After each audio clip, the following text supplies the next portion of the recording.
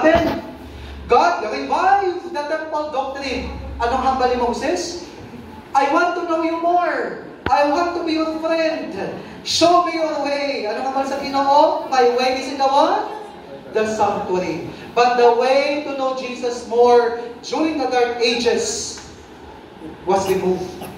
Pero anong hambal ni Ellen G. White sa libro The Great Controversy? Sa tanan na panahon, ang Diyos nagpapon sa iyang mga reformador, mao pa nga kini si Martin Luther.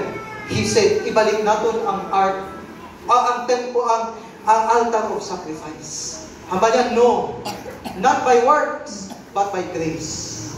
Back to grace. So na-form ang Lutheran movement. Later on, ang mga Anabaptist, anong hambal nila?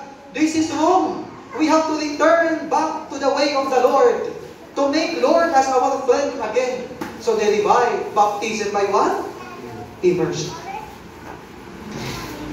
Anong hambal ni John Wycliffe na sinulat ni Ellen G. White? He said, no, the Bible must not be hidden.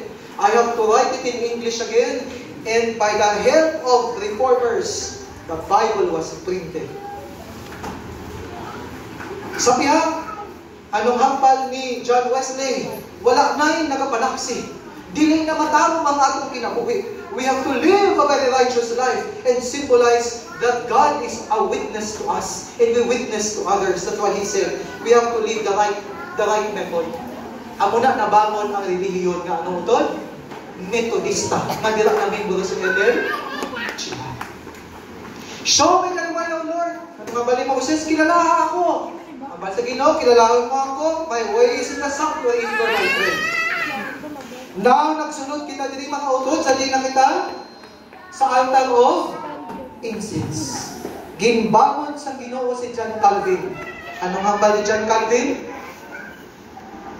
Ibalik natin ang original na doktrina sa Biblia. Hindi pwede na magpangamuyo kita magkumpisal pag mag-agi kita sa tao nga among magkapatawad sa atin. Amo na nabangon ang Calvinism. But, knowing God more, making Him as friend, hindi na complete. Hindi ma-complete na utol para makilala natin ng Ginoo.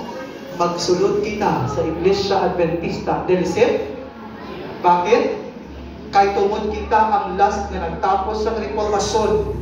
Sang andito sa labing balang ulot, ginislan ang Sabado sa adlaw nga Domingo nga amo na inyong pahuway. Kita ang nagtuman kag nagbalik. Kag natapos naton ang reformasyon. Ang pamangkot, show me thy way, O Lord. Anong hambal ni Moses? Din! Anong sapat sa Ginoo? My way is in the sanctuary. I gave you the instruction. Now we master everything. We start from stage 1 as knowing God. Stage 2, befriending God.